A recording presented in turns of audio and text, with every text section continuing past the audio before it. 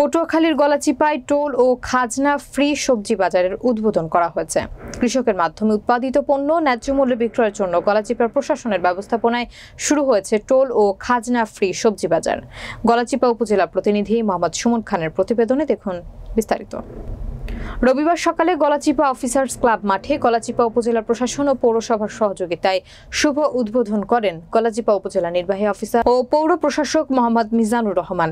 উদ্বোধনী বক্তব্যে তিনি বলেন, বর্তমানে সবজির যে দাম তাতে মধ্যবিত্ত ও নিম্ন আয়ের মানুষের ক্রয় ক্ষমতার বাহিরে। আমরা বিভিন্ন কৃষকের সাথে কথা বলেছি, তারা সরাসরি তাদের উৎপাদিত পণ্য এখানে বিক্রি করবে। তাদের দোকান ভাড়া দিতে হবে না, তাদের পণ্য পরিবহনের ব্যবস্থা করা হবে ও খাজনা দিতে হবে না। এতে করে ভোক্তা বাজারের থেকে অনেক সাশ্রয়ী মূল্যে সবজি কিনতে পারবে। এ সময় অন্যান্যদের মধ্যে উপস্থিত ছিলেন উপজেলা কৃষি কর্মকর্তা আরজু আক্তার, সদর ইউনিয়নের চেয়ারম্যান জাহাঙ্গীর হোসেন টিটু, প্রেস ক্লাবের সভাপতি মোহাম্মদ খালিদ হোসেন মিল্টন, উপজেলা প্রেস ক্লাবের সভাপতি ডাক্তার হাফিজুল্লাহ, বিশিষ্ট ব্যবসায়ী হাজী মনির হোসেন সহ বিভিন্ন শ্রেণী পেশার মানুষ।